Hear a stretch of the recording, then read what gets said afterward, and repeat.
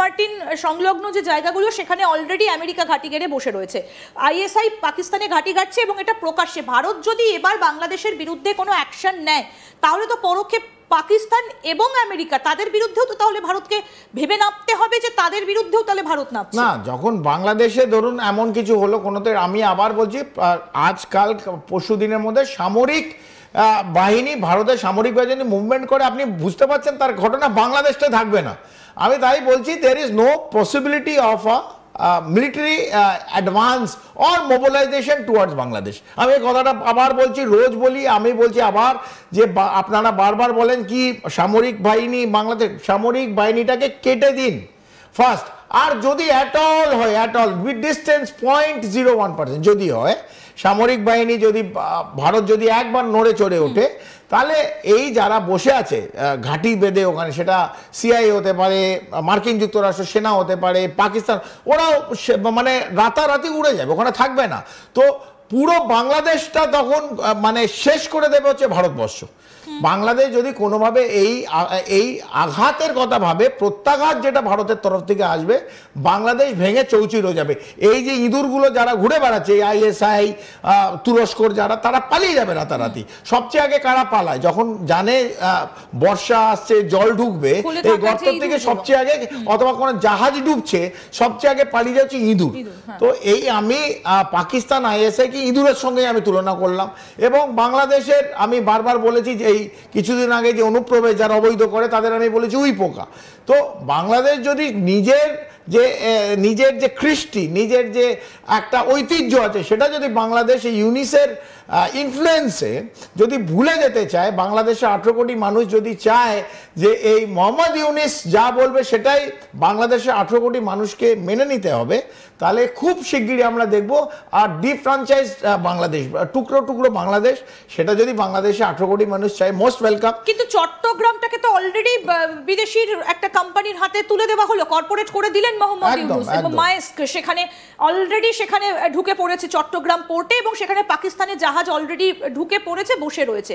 তাহলে ভারত এই যে ঘিরে ফেলেছে বাংলাদেশকে, এই খবর পাওয়ার পরই কি পাকিস্তানের এই পদক্ষেপ, যাতে পালাতে সুবিধা হয়? না, এইটার সঙ্গে ওটার কোনো লিঙ্ক নেই। পাকিস্তানের মতন কাজ করছে, জানে পশ্চিমে একটা লঞ্চ প্যাড ছিল, সেটা ভারত অলরেডি, ভারতের সমস্ত ওয়েপেনের মধ্যে তারা আছে, তাদের ওখান থেকে ইনফিল্ট্রেশন আর পাচ্ছে না করতে। তাই নতুন একটা জায়গা দেখছে, একটা নেপাল, যেখানে কোনো ভিসা লাগে না, পাসপোর্ট লাগে না, ভারতে আসতে পারে। আর একটা যে পোরাস বর্ডার যেটা আছে, যেটা আমাদের international border, IB Indo Bangla border, সেখান থেকে এই 4000 কিলোমিটার থেকে আসা যাওয়া করে, সেখানে আসামেও ঢোকে, ত্রিপুরাও ঢোকে, পশ্চিমবাংলাও ঢোকে। এবং এই যে ওরা ঢুকে আসছে, এই যে ওরা ঢুকছে, এর মধ্যে দিয়ে জঙ্গি আসবে, এর মধ্যে দিয়ে নাশকতার ছক হচ্ছে, এর মধ্যে দিয়ে এক্সপ্লোসিভ আসবে, এর মধ্যে দিয়ে আইডি আসবে।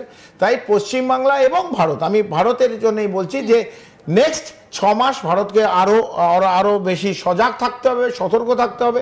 কারণ বাংলাদেশ সরাসরিভাবে বাংলাদেশ কিছু করবে না, বাংলাদেশের ভূমিটা ইউজ করে আইএসআই কিন্তু বিভিন্নভাবে এই কাজগুলো। এই যে খলিলুর রহমান এনএসএ বাংলাদেশের, তার সম্প্রতি ভারতে আসা এবং অজিত দোভালের সঙ্গে একটা ছবি ভীষণভাবে ভাইরাল হয়েছিল, আপনিও সেটা জানেন, যে একেবারে একটা জায়গায় বসে খুব আস্তে আস্তে হয়তো কোনো কিছু নিয়ে আলোচনা করছেন। তাহলে কি ভারত ঘিরে ফেলেছে, সেই জন্যই কি এইটা? আমি আরেকটা কথা বলবো, না, ভারতের এইভাবে এই যে ঘিরে ফেলেছে, ভারত ঘিরেছে কি না ঘিরেছে ভারতের নিজস্ব ভাবে, ভারত বাংলাদেশে ভেবে কিছু করছে না। ভারতের এরিয়া, ভারতের যে আন্তর্জাতিক সীমান্ত, ভারত সেটাকে স্ট্রেনথেন করছে। সেটা ভারত জানে বাংলাদেশে কি অ্যাক্টিভিটি চলছে, সেখানে জামাতের অ্যাক্টিভিটি জানে, সেখানে ওদের কি একটা প্লট, কি প্ল্যান। আমাদের তো একটা তৃতীয় চোখ আছে, সবার দুটো চোখ থাকলে ভারতের একটা তৃতীয় চোখ আছে, তৃতীয় চোখ দিয়ে আমরা দেখছি। এবং ভারতকে তার সীমান্ত কিভাবে জোরদার করতে ভারত সেটা করছে। এবং যে ছবি দেখছেন, অজিত ডোভাল একটা ডোসিয়ার দিয়েছে এই খলিলুর রহমানকে, ন্যাশনাল সিকিউরিটি অ্যাডভাইজার আমাদের অজিত ডোভালজি একটা ডোজিয়ার দিয়েছে, এবং ডোজিয়ারে দিয়ে দিয়েছে যেগুলো আমি কথা বললাম। আমাদের কাছে ওই তৃতীয় চোখ দিয়ে ভারত দেখছে কারা কারা জামাত কিভাবে এই সংগঠন বাড়াচ্ছে, কিভাবে যে জঙ্গি সংগঠনগুলো লস্করে তৈবা, জৈশে মোহাম্মদ বাড়াচ্ছে, কিরমভাবে আনসারুল্লাহ বাংলা টিম তাদের রিসোর্সে দিচ্ছে, কিরমভাবে রোহিঙ্গাদের আইএসআই ট্রেনিং দিচ্ছে, রোহিঙ্গা আইএসআই কাদের কাদের সঙ্গে কথা বলছে, কি তার কথোপকথন, কি মেসেজ দিচ্ছে, এই সমস্ত একটা ডোসিয়ারে কোথায় কোথায় ওরা থাকছে, বনানীতে কোন কোন জায়গায় বসে ভার্চুয়াল মিটিং হয়েছে, এবং বাংলাদেশের স্বরাষ্ট্র সচিব সাইফুদ্দিন সাহেব যে লস্করে তৈবার একটা বড় কমান্ডার, তার সঙ্গে কথা বলছে, সেই সমস্ত ছবি সহিত প্রুফ সহিত সেগুলো একটা ডোজিয়ার এই খালিলুর রহমানকে যেই দিয়েছে, উনি পগার পার সেই দিনই বাংলাদেশে কিন্তু পাকিস্তান থেকে চলে গেছেন, এবং মোহাম্মদ ইউনূসের অত্যন্ত ঘনিষ্ঠ একজন, তিনি আবার চলে গেছেন ইউএসএতে, সেখানে গিয়েছিলেন তিনি ছুটি কাটাতে, কিন্তু তারপরে তিনি ফিরে আসেননি। মানে এই যে খোলের ভেতরে থাকা ইঁদুরগুলো আস্তে আস্তে কিন্তু পালাতে শুরু করে দিয়েছেন। তার মানে একটা বিষয় নিশ্চিত যে মোহাম্মদ ইউনূস এবার তিনি বুঝতে পারছেন যে আস্তে আস্তে তার পাশ থেকে ডান দিকে বাদিকে যারা ছিলেন সবাই আস্তে আস্তে হাওয়া হয়ে যাচ্ছে। এবার ওয়াকারুজ্জামানও বুঝতে পারছেন যে তারও বিদায় ঘণ্টি বেজে গিয়েছে, কারণ তারও এবার মনে হচ্ছে যে আর কিছু করার নেই। শেষ পর্যন্ত তারা যে সমস্ত এজেন্ডাগুলো নিয়ে ইউনূসকে পাঠানো হয়েছিল সেগুলো তিনি কোনোটাই হয়তো সেভাবে ফুলফিল করতে পারেননি, তাই তাকেও সরিয়ে দেবার একটা প্ল্যানিং চলছে। কিন্তু এখন বিষয়টা হচ্ছে তাদের সঙ্গে থাকা যে সমস্ত দেশগুলো ছিল, পাকিস্তান বা টার্কি কিংবা ইউএসএ, শেষ পর্যন্ত কি বাংলাদেশের সঙ্গে কেউই থাকবেন, নাকি বাংলাদেশের মাটিকে ব্যবহার করে ভারতকে অশান্ত করার বা ভারতের দিকে নজর দেবার যে ব্যবস্থাপনা তারা করেছিলেন সেগুলো কি তারা বাংলাদেশকে দিয়ে করিয়ে নেবেন, বাংলাদেশকে দিয়ে ভারতের বিরুদ্ধে করিয়ে নেবেন? এই প্রশ্নগুলো কিন্তু এখন ভীষণভাবে উঠে আসছে। আমি কর্নেল চৌধুরী, আপনি যদিও বললেন লালমনিরহাটের কথা বললেন, রংপুরের কথা বললেন, চট্টগ্রামের কথা আলোচনায় উঠে আসলো, ভারত যদি এবার টার্গেট করে বাংলাদেশকে, আমরা অপারেশন সিন্দুরে দেখেছি ভারতের লক্ষ্য খুব পরিষ্কার, ভারত কোনো সিভিলিয়ানের দিকে তাকায় না, কোনো সম্পত্তি নষ্ট করে না, শুধু বেছে বেছে যে জিহাদি ঘাঁটিগুলো রয়েছে সেগুলোকে ভারত শেষ করে। এবার যদি বাংলাদেশের দিকে ভারত টার্গেট করে, কোন কোন জায়গাগুলো ভারতের মানে টার্গেট পয়েন্ট হতে পারে? আমি আবার বলছি যে বাংলাদেশের 18 কোটি মানুষ এবং বাংলাদেশ এত ছোট একটা দেশ ভারতের কাছে, তাদের এই যে আপনি বলছেন টার্গেট সামরিক বাহিনী, আমরা সেই চোখে দেখি না বাংলাদেশকে।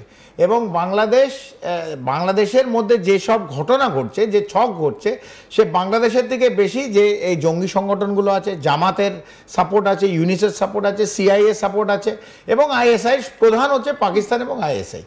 তো তারা বাংলাদেশকে ইউজ করে, লঞ্চ প্যাড ইউজ করে তারা জঙ্গি সংগঠন পাঠাবে। এবং এটা জম্মু কাশ্মীরে আপনি যেরকম ভাবছেন যে লঞ্চ প্যাড আছে সেখানে ভারত উড়িয়ে দেবে, কারণ সেখানে লাইন অফ কন্ট্রোল, আর এখানে ইন্টারন্যাশনাল বর্ডার, দুটোর মধ্যে আকাশ পাতাল পার্থক্য।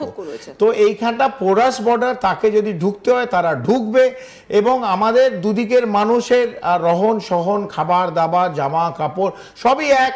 তো কোথা দিয়ে কিভাবে ঢুকছে, আগেও ঢুকেছে, এখনো ঢুকছে, অনুপ্রবেশ, অবৈধ অনুপ্রবেশ, এটাই তো বন্ধ করার জন্য ভারত এত